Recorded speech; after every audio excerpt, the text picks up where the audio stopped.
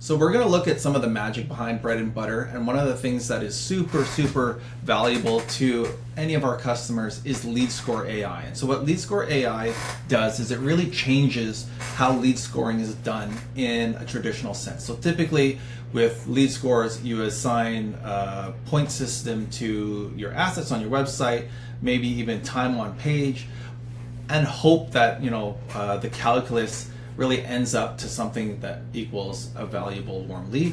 Really, the way that LeadScore AI does it is it does it through machine learning. And so all of the scoring that LeadScore AI does is based on previous conversions. So anyone who may have sent in their email or signed up for something that you have, or really just simply uncloaked.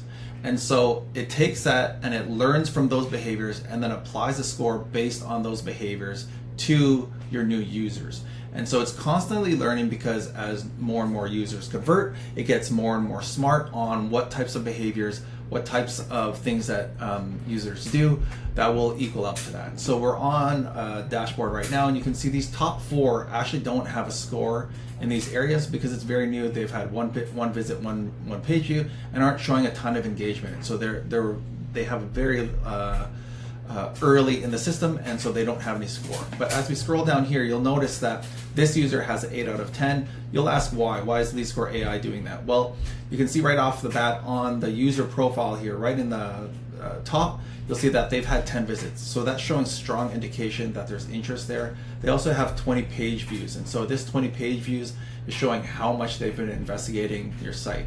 And so this is all done, once again, dynamically, not through some arbitrary numbers that get applied when you enter them into your CRM. And so as we scroll into their actual behaviors, I'll give you an example of why this is so powerful. And so let's say this user here showed up today, they converted, they sent in their email, filled out a form, and they converted in this day. Well, on this day, what you would see is you would say that this the source from this user came from a no referrer, so they would have just known your direct email, and you wouldn't have seen basically all these last 3 months of behaviors that happened with your user, because the only historical data in your CRM that would have been captured would have been this session here. We're able to do this because we're a server-side technology, so it doesn't get blocked by browser cookies.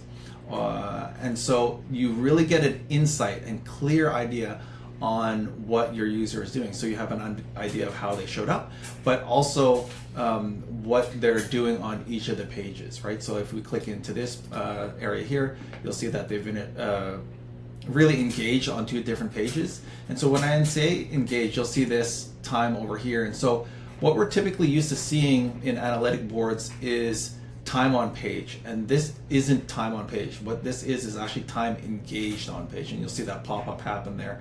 And so this means when they scrolled, when they clicked, when they interacted on your page, when they move their mouse, this is real engagement. This isn't just opening up a tab and then leaving it. And so this really gives you an idea on which are your highest performing or potentially performing users, your warmest leads, and that's LeadScore AI. Hope that helps, guys.